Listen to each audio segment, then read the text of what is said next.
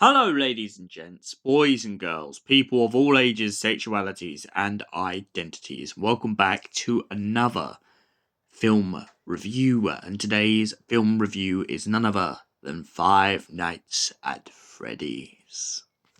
Now, this is one I realised that I really should have done a while back, but it's only just come back to mind because I was scrolling through and I thought, you know what, I'm going to get round to watching Five Nights at Freddy's 2.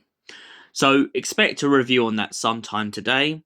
But at the moment, let's go back and really just dive into the lore of Five Nights at Freddy's and this first film. Now, Five Nights at Freddy's, for anyone who doesn't know what it is, was a popular game back in the early 2000s, which was released with a really horrific twist behind it. Essentially, a security guard goes to work for a restaurant, and then he finds out that all of the restaurant animatronics, which are like the electric entertainment, begin to come to life. But what the dark and more twisted side of it is the fact that the animatronics actually used to be children. That's right, a bunch of kids were murdered one night in the restaurant during a party, and essentially they end up possessing the animatronics, and every night people have to survive till 6 AM. So, now that I've got that out of the way, let's get you into the plot of the first film. We are introduced to a young man who was a security guard for a mall, but accidentally gets fired from his job after a kind of incident of misunderstanding. He goes to try and tackle someone in the mall for interfering with someone, and instead he gets the wrong end of the stick and essentially gets labelled as the problem. So the company decides to sack him, and he seems to have been sacked from multiple places. However, that doesn't stop the guy who owns the pizzeria from offering him a job. In fact, it turns out that he wants to give the young man a second chance. But why? Why does he want to give him a job at Five Nights at Freddy's?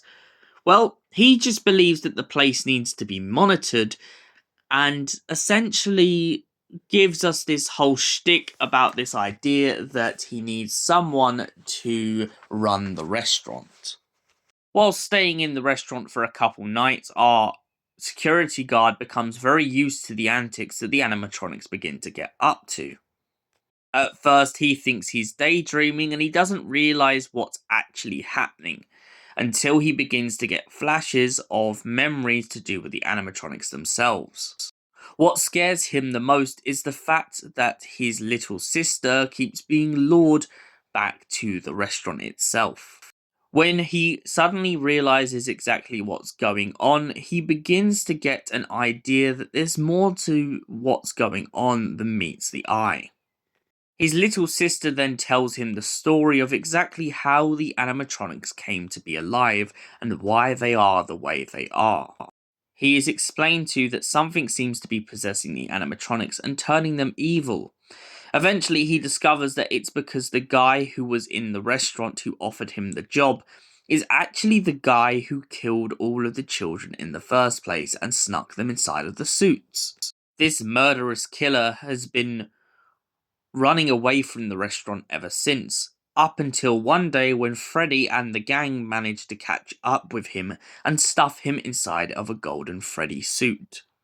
Now, for anyone who knows the game lore, essentially this guy used to be called Purple Guy. Now, I don't know if this name still follows through now, but I know it's still very prominent in what's going on. All the same mannerisms are played off in the Five Nights at Freddy's new franchise, and I really like the fact that we've kept the lore and the creepy side of what makes this game so popular.